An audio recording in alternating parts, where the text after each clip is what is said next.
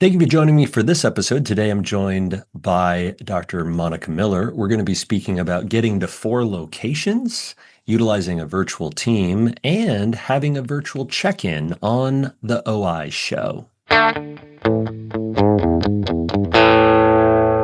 Are you finding that being a business owner in optometry is getting tougher and tougher every single year? Here's the tough truth. For every hour that we spend with patients, we spend 2 hours on administrative work, from charting, working with our team for prior authorizations, inbox messages, and so forth. In fact, up to 70% of our team's time is non-clinical, and patients are feeling this disconnect. I've worked with virtual staffing for over 10 years, and when we started implementing virtual team members into our practice, it changed everything. And then when we found team, everything changed. They helped us choose and support the right people. Now a virtual team handles documentation, prior authorizations, patient communication, phone calls, and scheduling. For more times with your patients, more energy for your team, visit hireteam.com. That's HIRETEEM.com, hireteam.com to get you back in your practice in 2026. Well, thank you for joining me for this episode. Today, I'm delighted to be joined by Dr. Monica Miller. Dr. Miller, it's a pleasure to get to meet you and hang out with you and get to know you and your practice a little bit. So thank you for coming on the show. Thank you so much for having me. It's an honor. Yeah. So I've seen some things on your social media, but I know a little Mhm. bit about your practice. Tell us a little bit of your backstory. If anybody doesn't know you, if people know you, you're happy to share it, and I think most people have who Yeah, do know you have heard it. But just share a little bit about your backstory with which has got you to where you are today. for sure. So I graduated in 2020, smack in the middle of the pandemic. I was employed in private practice for about 6 to 8 months. Great couple. I loved the practice that I worked at. I couldn't have had it better, but I just kind of felt like I was growing someone else's business. I felt like I had worked so long and hard throughout school to have like an end goal. And now I was like, is this what I'm going to be doing for the rest of my life? So I just wanted more. I wanted a higher ceiling, more networking, more technology, more room to just like grow and be myself. So I partner with lens crafters, and I actually worked as a technician back when I was in optometry school with this guy, Ben Lichtai, who sold me his first lens crafters. So that was kind of my networking connection into the brand. Took my very first location. It was not what I envisioned. I left like a very beautiful storefront private practice to work in the underwear section of a Macy's. But I was like so proud of it. Like it was mine. I loved like cleaning everything out and killing all the cockroaches. It was just like, this is my baby. So I really put like my pride and joy into that location. Then about 6 months later, I was like, okay, I'm kind of getting the hang of this. I'm ready to grow. So I reached back out to the brand again and they offered me another location, which was my first shiny storefront one. About 2 months after that, I bit off more than I can chew and I took on my third. Drowned it a little bit there, but figured it out. Then about a year later, I took on the 2 Connecticut ones and ended up letting go of that little Macy's. So you have how many at this point? One, two, three, four, 4. 4. four. Yeah. So,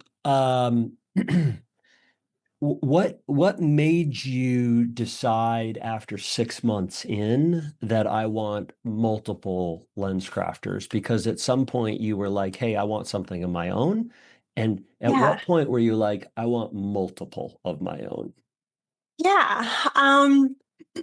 So I think I was always kind of like a dreamer.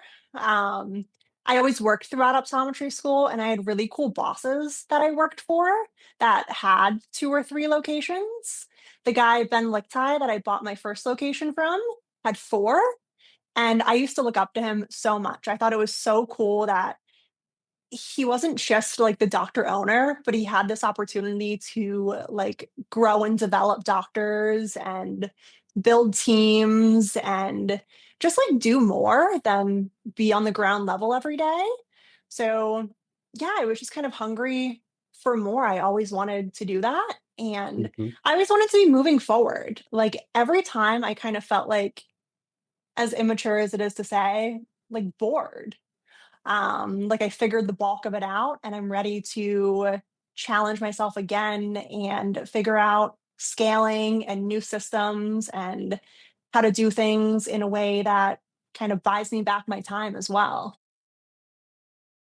I know you are reading lots of books because I can hear your books as we're going through this, and It's I one of my favorite absolutely love books, Buy that. Back Your Time. Buy back your time. In fact, I have it right here. Ah, I'm Love showing that. it in the for those of you that are listening. Buy Back Your Time by Dan Martell, which is a fantastic book if you haven't read it. I also know that you have just recently finished the book, The Science of Scaling, and Yeah. that you enjoyed that book. And that book is just kind of about like how do you go from not just growing a little bit, but if you set a target that is 100x, then you Mhm. cannot do what you're doing currently, right? And limiting the time that it takes to accomplish something means that you've got to completely do things differently. And I can hear that in some of the things that you're saying. But Let's you get actually to motivated me to finish that book. On the webinar that you did with team, you brought it up, and I was like, I'm like 2/3 of the way through that. Like, why didn't I you finish that? pushed. So Yeah. yeah, I finished it right after I heard you talk about it. Very cool. That's awesome. Uh, what happened in practice number three? You said that you bit off more than you could chew. Yeah. So I did two new locations back to back, and these are my two first storefront locations.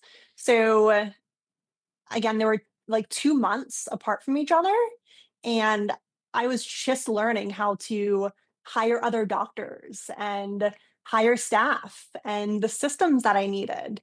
And I had this third opportunity come up, and it was like a now or never thing. Like, I know I want to grow. I know I want more in the future. No, I'm not really ready now, but when will I ever be ready?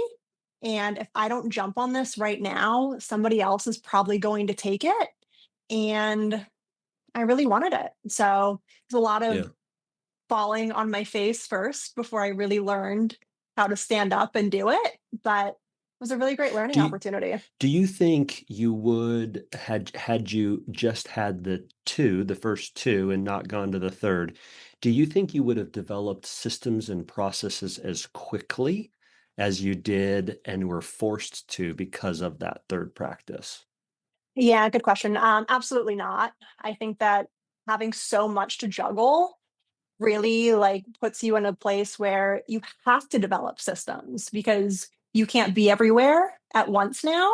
So you really have to learn really quickly how to delegate, and not just delegate, but replace yourself as well and trust other people's judgment to make calls and grow your business and bring the experience to life because Mhm. again, you just can't do everything yourself.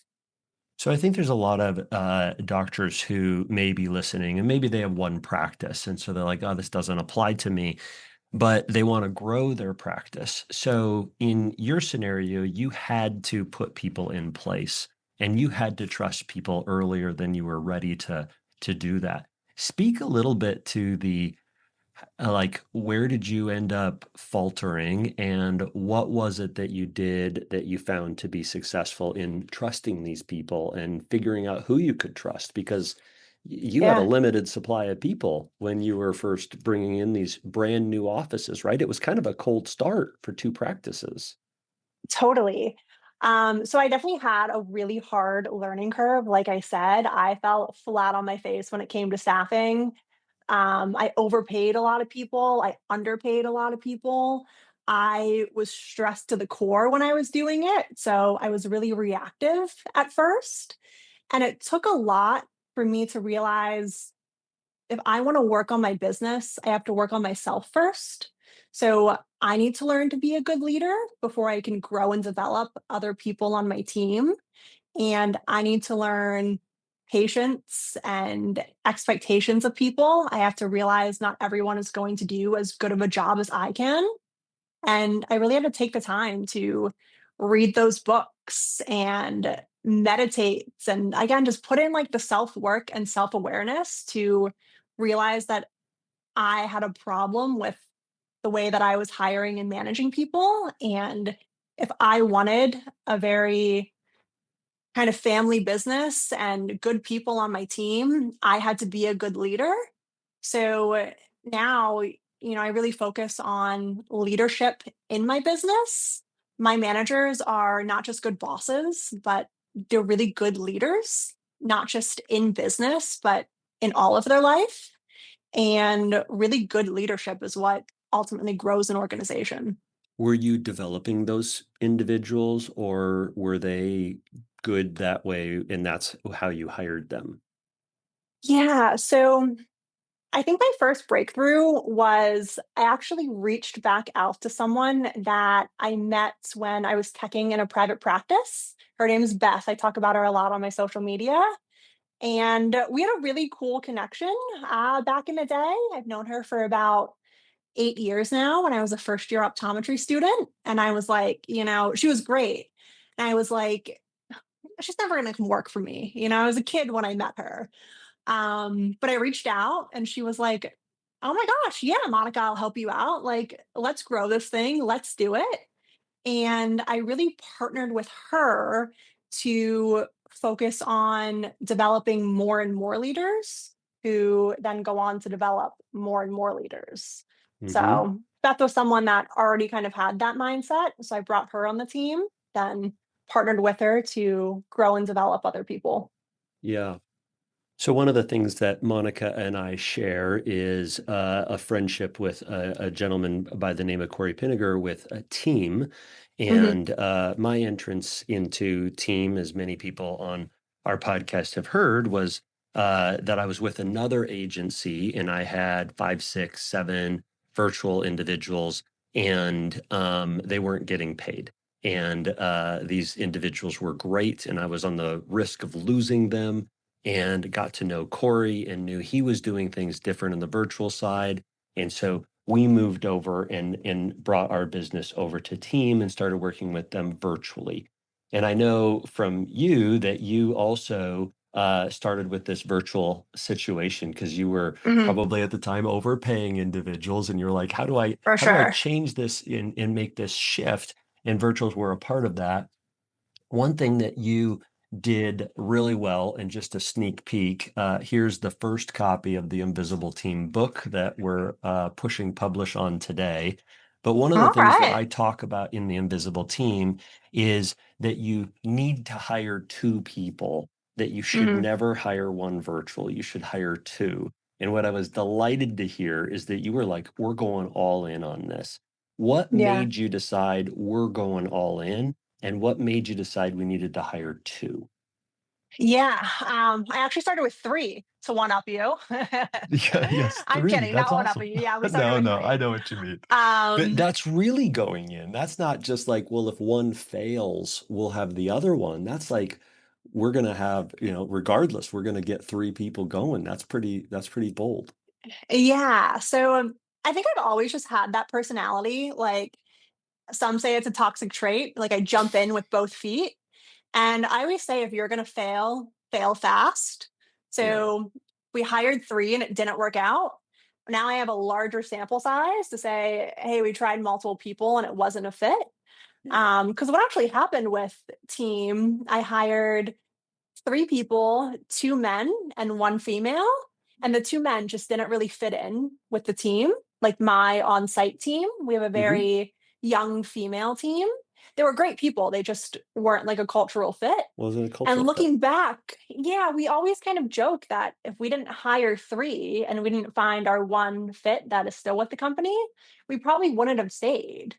Yeah. So I wanna make sure that whenever I'm trying something new, I'm, like, fully committed and giving it my all before I can determine that it was a failure and I have to move on and try something Yeah. else.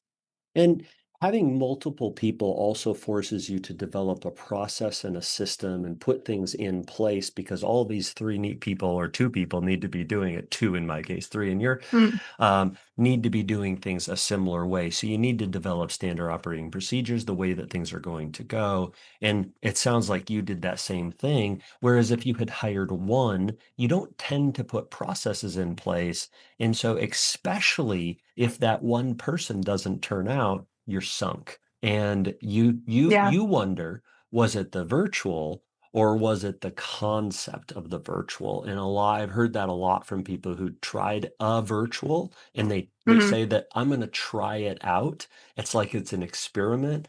And I think just Yeah. like you said, is like, no, this is going to, here's how this is going to change our business. And you went all in. I think that's really a champion to how it can really change your business. And I think from having heard you speak about it, it has. It's completely transformed who you are and what your business is like. Yeah, and I really urge people to have that same mentality, not just with virtual assistants, but like everything you do. You don't Hmm. want to try something for a week and be like, ah, yeah, it wasn't a fit. Right. You want to really like give it your all and commit to making something work before you realize that it's not a fit for you. Because the truth is, maybe if you just stuck with it longer, it would have worked out. And that's generally the case with a lot of things. Yeah. One thing that you've done that's a little bit different than other people I've seen is we kind of wonder is the future of us going away from employees at our front desk. And while I know you still have employees in person, you've come up with a technology fix to be able to have somebody who's always available. Talk to me about this person in a box that you have Yeah. on a screen and share with them what they're doing and how does the patient experience, the UA, the user experience go with that for patients. For sure. So this actually wasn't my first attempt at it. I probably tried 2 years ago to do a virtual check-in, and it was horrible. But I would circle back around and come back to it every few months and give it another try. I actually got the idea from PNC Bank, which is a big bank up here in New England. Whenever you go in, you don't talk to an in-person teller. It's a video call. And I was like, that's genius. Because how many times do you walk into a bank and people are just sitting around waiting for the next person to come in? Where here, it's the tellers are, they can remote into multiple locations. So they're always busy. And I just thought it was a genius way to run a business and keep your people busy because payroll's so expensive, especially when you walk up front and see people just sitting around. So yeah, I did a lot of research and I kind of built the thing myself. I ordered the kiosk from a company. It's called Neat, Neat, and the software is Zoom Rooms. So I put the two things together, and there's a little kiosk button on the front that says check in. So the patient or customer walks up, hits the check in button, and it's essentially just a video call that starts. So it's a live person that you're talking to. It's not um, like humanless kiosks. So you do get that interaction. The team member pops up and waves and says, "Hi, nice to meet you. I'm Nicole. I'm here to check you in. Here are your copays. Do you want to wear contacts? Are you interested in this, that, or the other thing?" And ultimately, that frees up my staff to do more things that light them up, like selling products and cultivating exams and asking that patient if they have more people that want an eye exam today. And again, just doing more higher dollar tasks.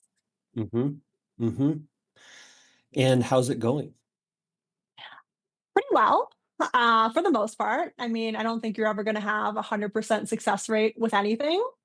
So, of course, there's some people that don't love it, but the bulk of people do. And we are very careful to make sure that it's always a really positive experience. I'm really hard on any team member that's doing video check in because I want it to be perfect. And I want it to be a good positive experience. And I think whenever you're rolling something out that's new, you really have to extra focus on making sure the experience is there. But more often than not, we do get positive feedback over negative. Yeah. So how does that go with the inputting? So what needs to be accomplished before somebody comes in for an eye exam or for a check-in with you? Are they already putting in, patient questionnaires and so forth? And has that already been uploaded? Um, and you're taking a copay at the beginning of the exam as opposed to the end of the exam. So walk through some Yeah. of those decisions. Correct. So we really try hard to make sure that every patient is ready to go by the time they walk through the doors. So we've already called them and obtained all their insurance information, gone over the copays on the phone. Hopefully, they were sent their digital intake form. So all that health history is already done. If that's not the case, the virtual assistant can certainly collect those things at check in. They'll confirm their name, their date of birth. They can screen share from the kiosk, which is pretty cool. So they can just say, confirm your name and date of birth are correct. They can read their insurance card through the kiosk if it wasn't done ahead of time, and they can send the digital intake forms that just go directly to the patient's phone. Then for payment, the best way I figured out is a QR code that we put on screen. The customer scans it really quick and the payment link pops up on their phone. Do you have patients check out at the end of the exam, and is that done by a technician or by a front desk type of role as well? And what could keep you from going to a checkout sort of kiosk in the future? Yeah, we actually use the check-in kiosk to check out too. So the doctor will bring the patient up, hit the button, and say, "Hey, Miriam, could you please book this patient in for a 6-month routine diabetic checkup?" And they're also all set with a level 2 contact lens fit. Please get them set up with their year supply of 1 day throwaways. So that same handoff still exists. And for those patients, like our contact lens patients, we're not selling glasses, but for contact lens patients, they can check out on the back end at checkout the same way they would um, pay and check out at check in. Yeah. Yeah.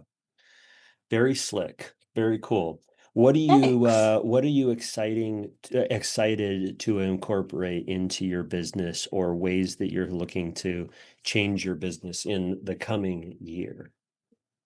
Yeah. Um, I mean, there's always things to change. Like if I don't have some kind of project, I'm just bored and like not fulfilled. I have to like be shaking things up all the time.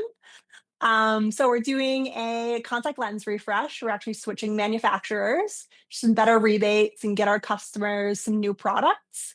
I read a lot if you leave people in the same thing for too long, they start to devalue what you do. So, going to do a whole refresh with that, which will be really fun. Working on new ways to do the kiosks. I would love a way where someone is just on the screen all the time, because right now, a little bit of the challenge is you got to shuffle people to the kiosk. They come in and just hang their nose over the desk, and it's like, hit the button. So again, I love a way to get someone on a screen all the time so they can see the patient walk in the door and wave and say hello right from the get go. And I'm always exploring different AI options that are coming out.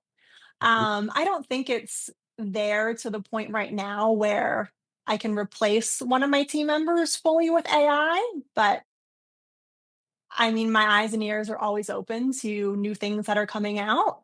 Of course, I think that's the only way that a virtual assistant could possibly get better is if AI develops far enough where it really mimics that live human interaction. But I just don't think that that's quite there yet. Yeah. Yeah. And I think that as we augment our current humans with AI, it'll bring the level of service that we can provide to them even higher. And so I'm looking for how we do that first before we're replacing. And I think that that's going to make a big difference. Very Mhm. cool. Well, this has been awesome.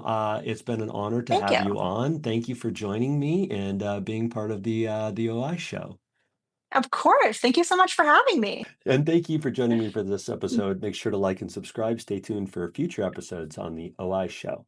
Well, I've been doing myopia management for 20 years. 3 years ago, we decided to go all in with our practice. And it was at that time that I decided to reach out to Treehouse Eyes and decided to start partnering with them. Over the years, we've been able to implement some incredible team training, some execution with our practice, partnering with them in clinical confidence to understand to make sure that we're doing things the right way. What I'm really excited about is Treehouse has decided to change things up a little bit and start offering a more selective offering. Whether you decide that you want to go full service like we do in our practice, or maybe you want more focused efforts looking at their clinical outcomes, or maybe you want help with your team training or how to execute things in your practice, there's a model that works for you. I wanted to bring up this update because I love working with Treehouse Eyes, but also, if you're wanting to grow your practice in 2026 in the area of myopia management, now is the time to get on board. Check out in the link below the new offerings that Treehouse Eyes has to offer. And I think that we can take myopia to a new level if you can bring a little more precision, a little bit more clinical information, a little bit more marketing to your practice, and if your team can be a little bit better. All of those things can work to make a huge difference in the lives of your patients and in your practice and for you. Check out growmymyopiapractice.com.